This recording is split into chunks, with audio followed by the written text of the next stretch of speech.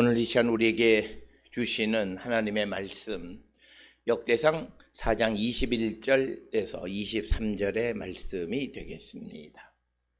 역대상 4장 21절에서 23절에 있는 말씀 한 목소리로 합독하시겠습니다. 유다의 아들 셀라의 자손은 레가의 아버지 에르와 마레사의 아버지 라다와 세마포 짜는 자의 집 곧 아스베야의 집 종족과 또 요김과 고세바 사람들과 요아스와 모압을 다스리던 사랍과 야수비네헤미니 이는 다 옛 기록에 의존한 것이라. 이 모든 사람은 토기장이가 되어 숲을과 산울 가운데에 거주하는 자로서 거기서 왕과 함께 거주하면서 왕의 일을 하였더라. 아멘.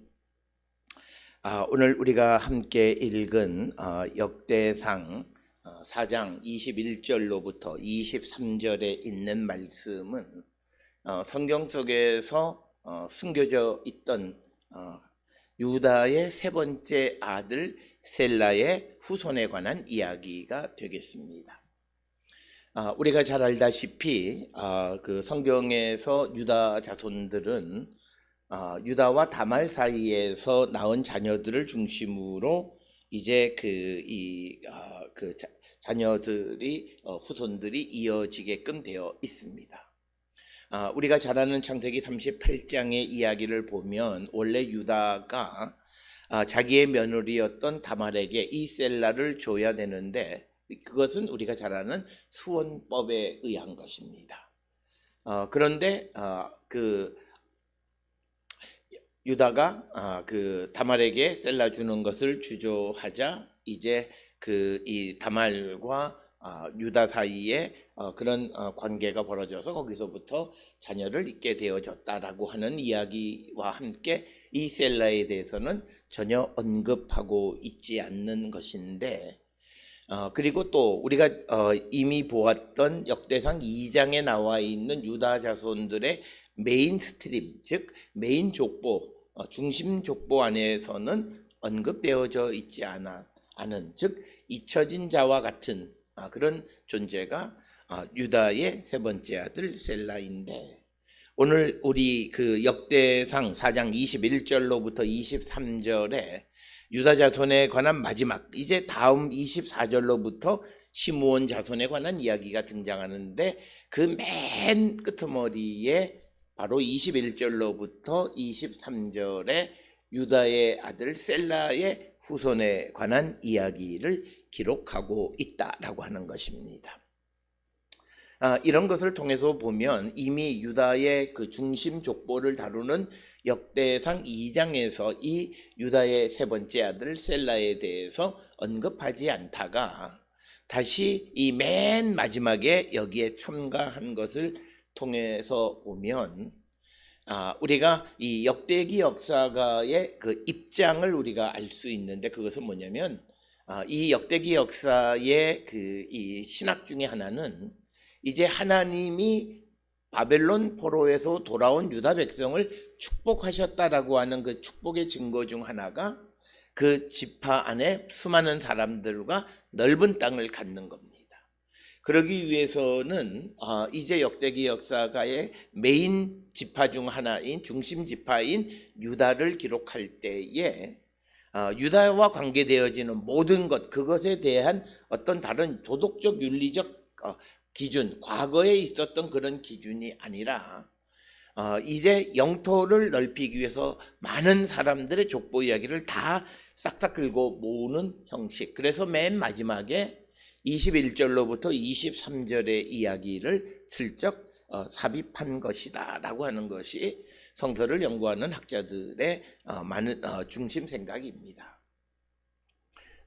그리고 이것은 지금까지 22절까지의 중심적인 흐름은 결국은 유다와 다말로부터 시작하는 그 족보를 기록을 하고 있는데, 이제 전혀 다른 유다의 세 번째 아들로부터 내려오는 그 자손들이 어떤 일을 행하는가? 그들은 주로 오늘 주시는 본문의 21절에 보면 세마포를 짜는 일을 하거나 또 23절에 토기장이가 되었다. 그래서 주로 장인들로서 그 역할을 담당하는 자들이었다라고 하는 것을 강조하고 있습니다.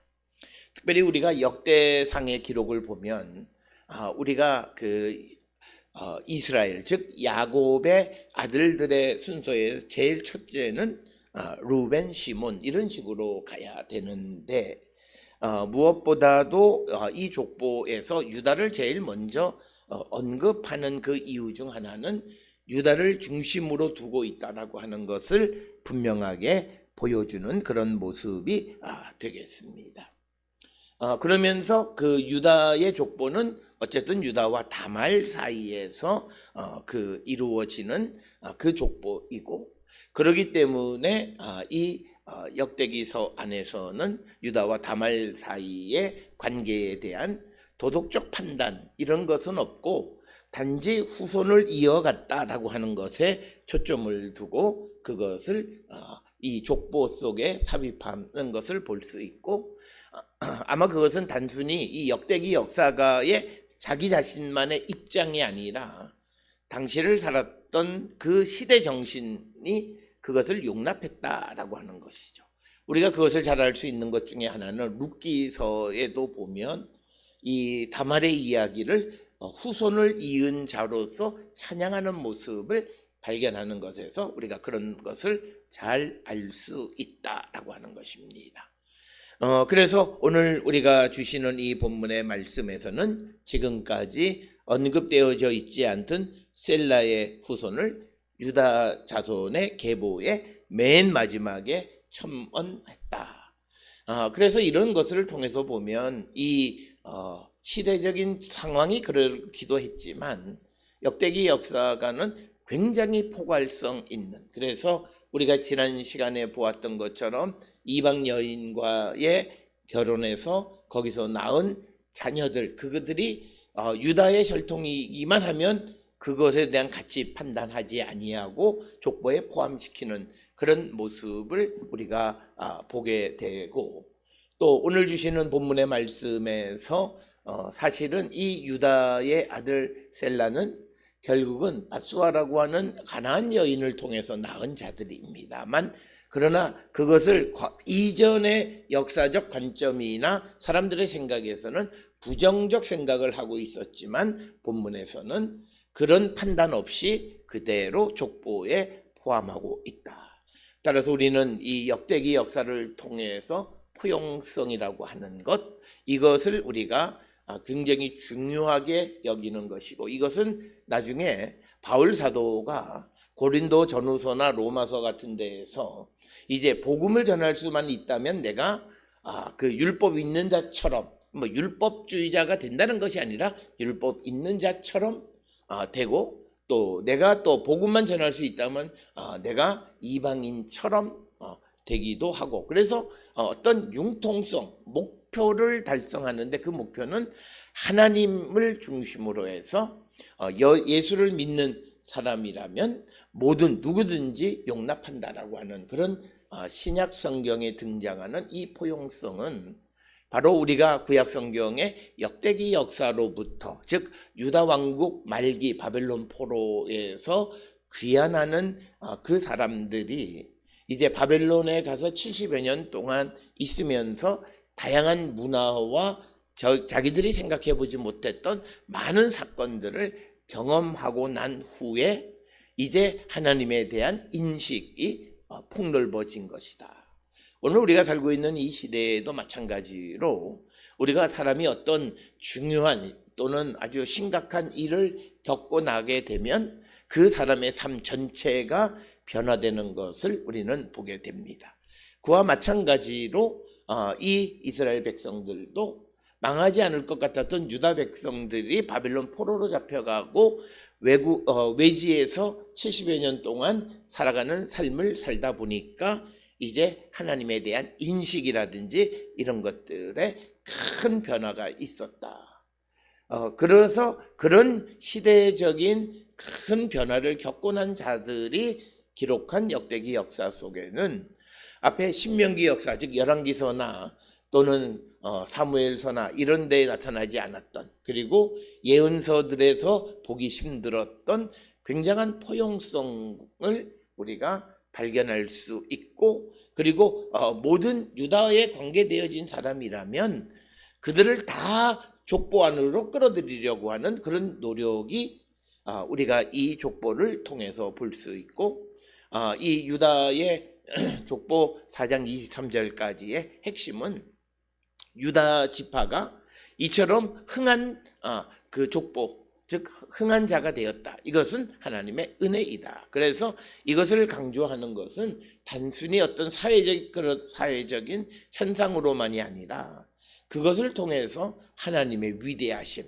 그래서 유다의 자손들이 하나님의 복을 통해서 이처럼 넓은 지역과 수많은 사람들이 하나님을 유다의 자손으로 존재하게 되어졌다라고 하는 것을 강조하는 것이 이 족보이고, 특별히 오늘 주시는 21절로 23절에 숨겨져 있던 셀라 자손에 관한 기록을 하는 이유도 바로 그런 것이다 라고 하는 것을 우리가 기억하시면 되겠습니다. 오늘 주시는 본문 21절에 유다의 아들 셀라의 자손은 레가의 아버지 에르, 마레사의 아버지 라다, 세마포 짜는 자의 집 곧 아스베야의 집 종족이었다라고 하는 겁니다. 그래서 오늘 주시는 이 본문의 말씀을 통해서 보면 여기에 또 하나 우리가 그 놀랄만한 것 중에 하나는 에르라고 하는 사람의 이름이 등장하는 것이 되겠습니다. 이 에르는 우리가 잘 아는 것처럼 창세기 38장의 이야기를 통해서 보게 되면 이 유다가 가나안 여인 수아와 만나서 처음으로 낳은 아들이 그 창세기 38장 3절에 에르 이렇게 되어 있습니다. 그러니까 오늘 주시는 본문에 보면 레가의 아버지 에르, 즉 레가의 처음 거주해서 그 지역을 개척한 에르. 그런데 이제 이 레가라고 하는 곳이 어디인가라고 하는 것은 우리가 정확하게 알 수가 없다라고 하는 것이고, 그 다음에 등장하는 것이 마레사의 아버지 라아다. 마레사라고 하는 지역을 제일 처음 거기에 정착했던 라아다를 그 라다가 셀라의 후손이다.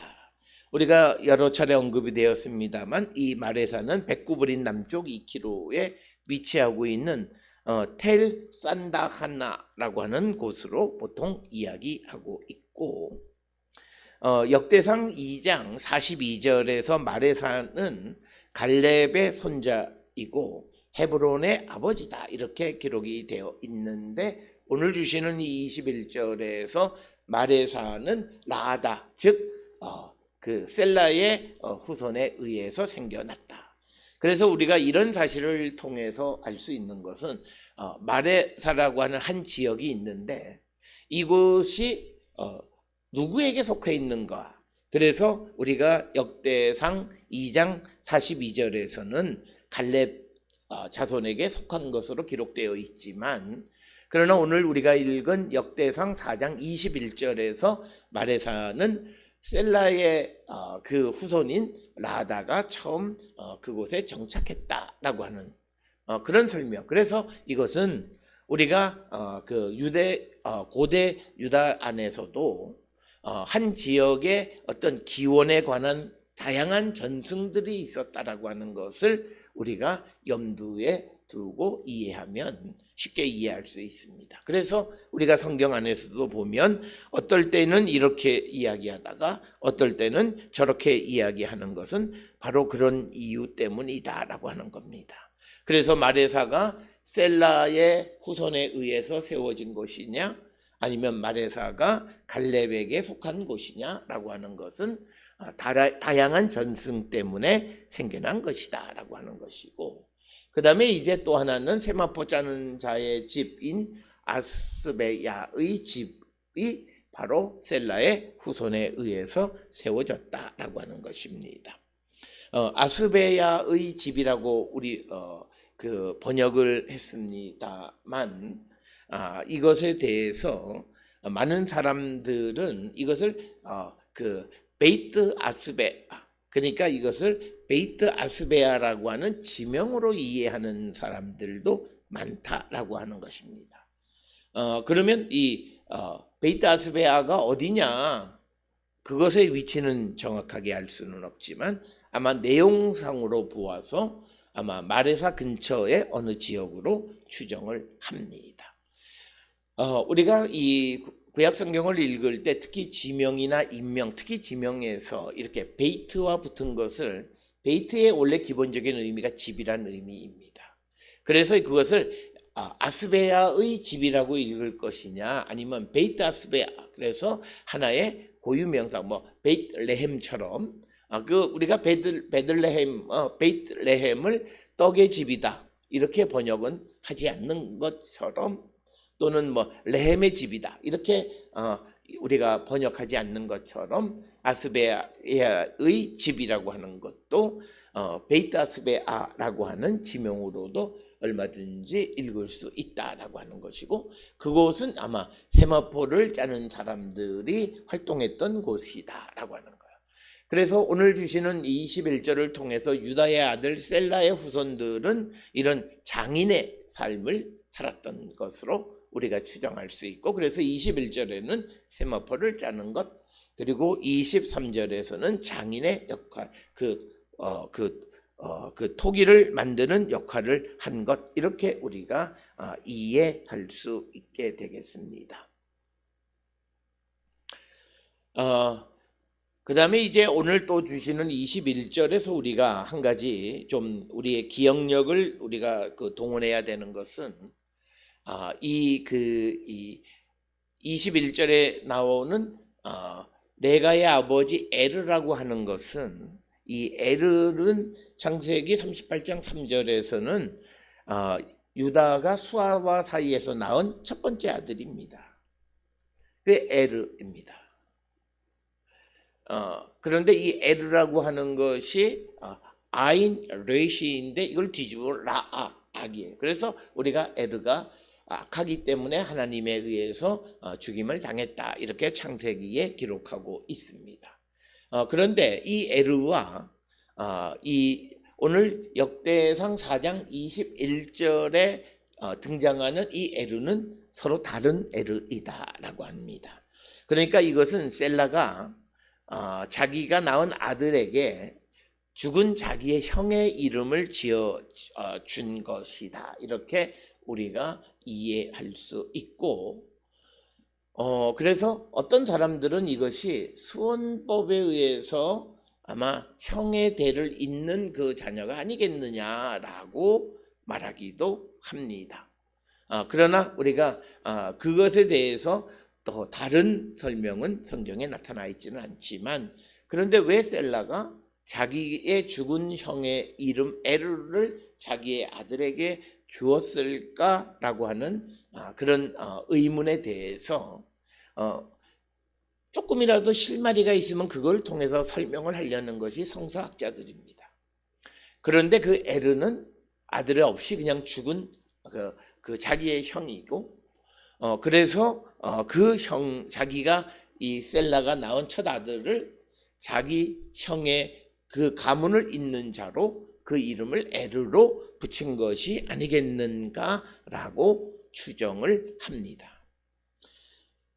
그러나 우리가 뭐 더 이상 다른 설명이 없기 때문에 단지 기록되어진, 왜 하필이면 셀라가 자기 아들의 이름을 죽은 자기의 형의 이름을 지어 주었느냐라고 하는 그 질문에 대한 대답은 그런 수원법이라고 하는, 우리가 잘 아는 것 예수님의 이야기에서도 나오지만 형이 자녀가 없이 죽으면 그 동생이 그 낳은 아이가 그 형의 가문을 잇는 것이고, 계속 그렇게, 그래서 오나는 그것을 거절했다가 죽임을 당하고, 그 다음에 나오는 것이 셀라입니다. 그래서 셀라가 자기가 낳은 그 첫 아들을 자기의 장자형 죽은 에르의 그 가문을 잇는다 해서 그 이름을 에르로 붙인 것이 아니겠는가라고 라고 우리가 추정을 할 뿐이다. 그러나 더 이상 자세한 이야기는 성경에 언급이 없다라고 하는 것입니다.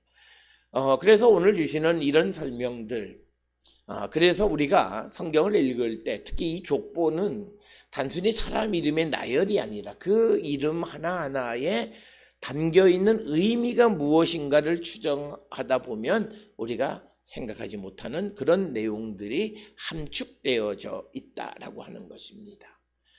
만약 이것이 수원법에 의한 에르라면 그 처음 죽은 유다의 아들 그 가나안 여인 수아와에서 낳은 아들 그 에르의 그 후손도 결국 그 동생인 셀라를 통해서 이어졌다라고 우리가 말할 수 있다라고 하는 것입니다. 그 다음에 여기 21절에 등장하는 라하다라고 하는 그 이름은 다른 곳에는 등장하지 아니하고, 그 다음에 이 라하다의 뜻은 순서라고 하는 그런 의미를 가지고 있는 것이 되겠습니다. 그래서 21절에서는 셀라가 그 낳은 세 아들 에르와 라하다와 그리고 그 베이트 아스베아 그 세마포를 짜는 자 이렇게 낳고, 그 다음에 이제 22절에는 또 지속적으로 요김과 고세바 사람들과 요아스와 모압을 다스리던 사랍과 야수비 네헴이니 이는 다 옛 기록에 의존한 것이라. 그래서 오늘 주시는 본문에서 22절에 이것은 다 옛 기록을 의존한 것이다 라고 하는 이야기를 하는 가장 큰 이유는 지금 이 역대기 역사가 셀라에 관한 이야기를 이 족보 끝에 첨언한 것은 예전부터 있던 어떤 기록에 의존한 그래서 믿을 만한 것이다 라고 하는 그런 의미를 가지고 있다라고 하는 거죠. 우리가 역대기 역사에서도 보면 이 역대기 역사가는 자기 자신이 가지고 있는 어떤 고유한 거라기보다는 다른 많은 자료들을 모아서 그것을 재해석한 역사이다라고 하는 거죠.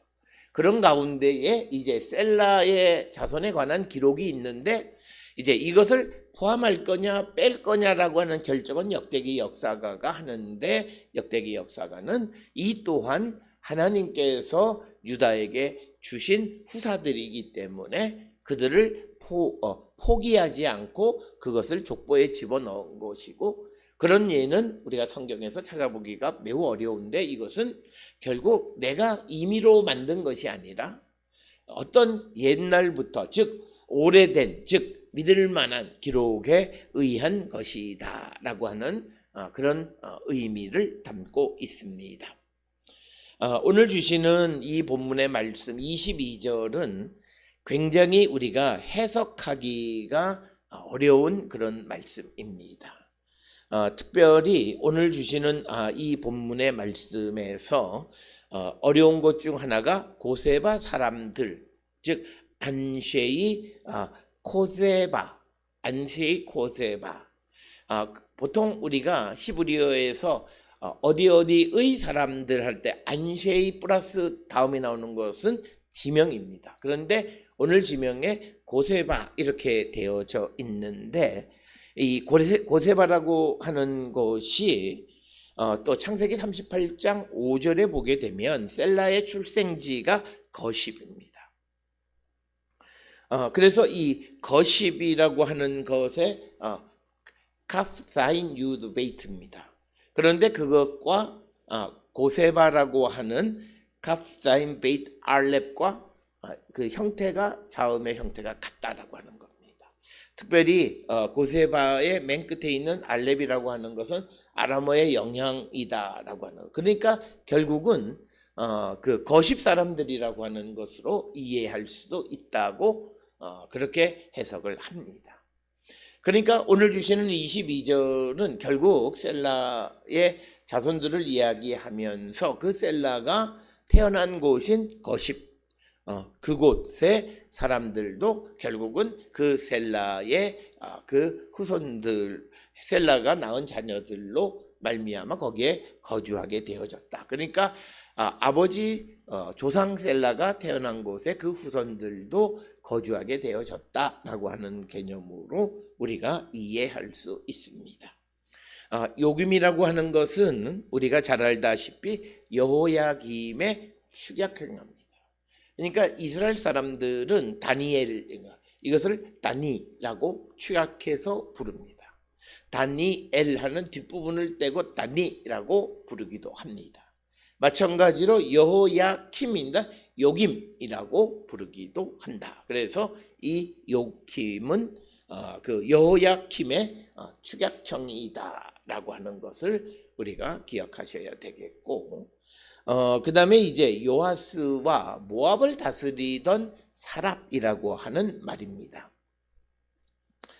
이 구절이 우리에게는 굉장히 해석상의 어려운 그런 말씀이 되겠습니다. 이 말에 사랍, 아쉐르, 바알루, 레, 모압. 그러니까 뭐냐면 모압 사람의 남편 뭐 이런 의미입니다.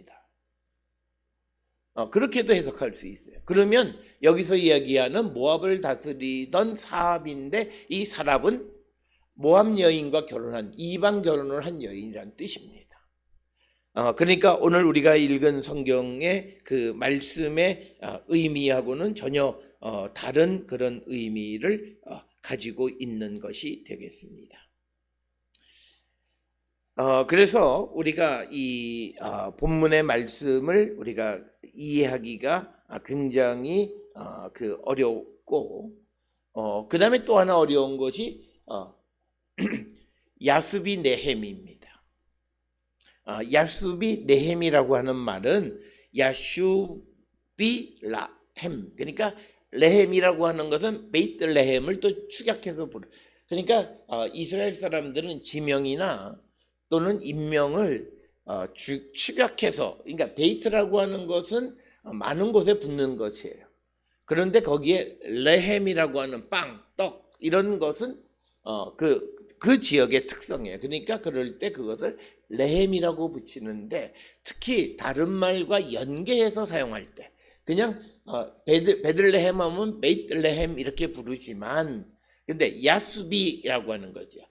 귀한한 이런 뜻에 붙을 때 어디로? 레헴으로. 그러니까 야스비 베이틀레헴인데 이것을 축약하면 야스빌레헴으로 번역을 하는 겁니다. 그러니까 베들레헴으로 돌아온 자라고 하는 뜻입니다. 우리가 이 베들레헴으로 돌아온 자라고 하는 이 야스비 네헴을 우리가 이해할 때 잘 기억나는 사람은 룻기서에 나오는 나오미입니다. 나오미가 모압으로 갔다가 그곳에서 룻과 함께 고향 베들레헴으로 돌아오는 이야기를 우리는 성경을 통해서 알 수 있습니다.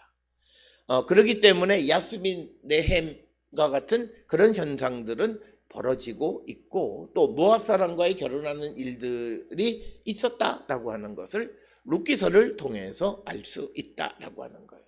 그래서 이 셀라의 후손들이 아버지가, 즉 조상이 유다가 수아와 가나안 여인과 결혼해서 낳은 후손들인데, 그 후손들이 다시 모압의 여인들과 결혼했고 나중에 베들레헴으로 돌아온 자들이다라는 기록이 되겠습니다. 그래서 오늘 우리가 주시는 이 말씀에 고세바 사람들이라든지 모압을 다스리던 사람 사랍이라든지 야수비 네헴이라든지 이런 것들을 우리가 이해하는 것이 매우 어렵습니다. 그래서 22절을 오늘 우리가 읽은 성경 말씀과 다르게 우리가 세번역 성경에서는 모압과 야수비 네헴을 다스리던 사람이 요김, 고세바 사람들, 그리고 그 요아스, 그리고 사랍, 이 네 사람이 결국은 모압과 야수비 네헴을 다스렸었다라고 하는 것입니다. 이렇게 세번역에서는 번역하고 있다. 그래서 22절을 정확하게 번역하는 것은 매우 어려운데, 중요한 것은 이 족보 안에 이방 결혼들이 포함되어져 있다라고 하는 겁니다. 오늘 주시는 본문의 21절도 마찬가지고 그리고 22절도 마찬가지고 그래서 이곳에는 이방 결혼에 관한 이야기들이 기록되어져 있고 그렇게 해서 태어난 자녀들에 대해서 지금까지 과거의 이스라엘 역사는 침묵했지만 그러나 지금 이 족보에서는 그들의 족보를 그대로 기록하고 있다라고 하는 것입니다.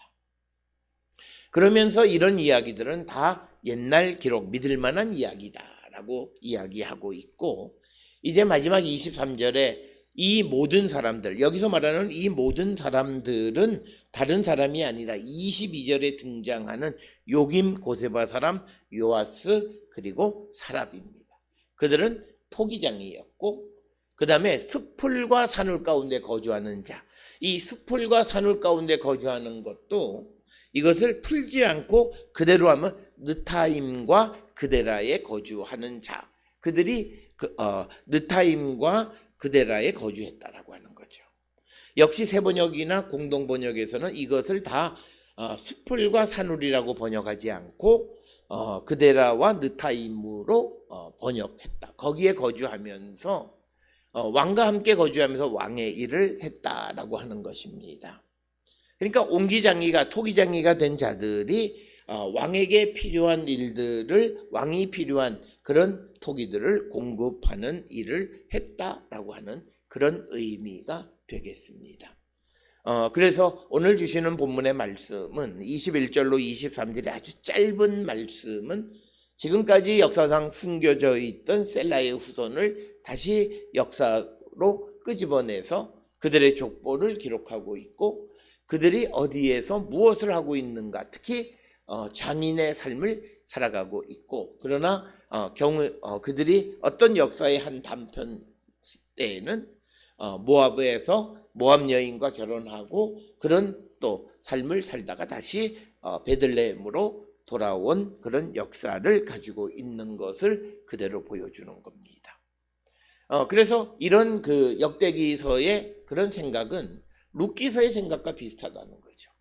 고향을 떠나 모압으로 가서 모압 여인과 결혼했다가 실패한 자들이 다시 돌아온다라고 하는 것이 오늘 주시는 22절의 말씀과 굉장히 친밀하고 이런 역대기 역사가 룻기서를 기록하는 그런 시대 정신 가운데에서 기록된 것임을 우리에게 보여주는 이야기가 되겠습니다.